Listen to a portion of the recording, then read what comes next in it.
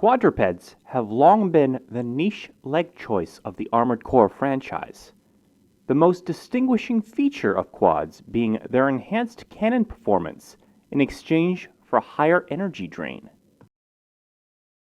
In Gen 1 to Gen 3, this enhanced cannon performance works as such. Most legs require you to get into a crouched firing stance before firing a cannon.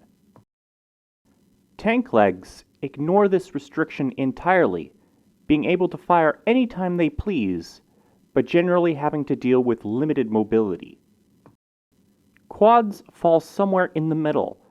They don't have complete unrestricted cannon usage like tanks, but they don't need to crouch down either. With a quad, you can fire any high-powered cannon you want as long as you're touching the ground. Well, except for one particular cannon that breaks the rules. Enter the Railgun. The Railgun is a long-range, high-velocity laser cannon that requires a brief charge-up window before firing. When this Railgun mechanic combines with the cannon handling rules of the quad, something weird happens. Notice the quad left the ground while firing the Railgun. How the heck does this work? Well, there are actually two things that allow this to happen. Number one, the game only checks if the quad is grounded when we press the fire button. This works perfectly fine for most cannons where the time between when we start firing and end firing is 0 seconds. However, the charge up here takes a lot longer than 0 seconds. Number two, quads cannot lock on with cannons while airborne.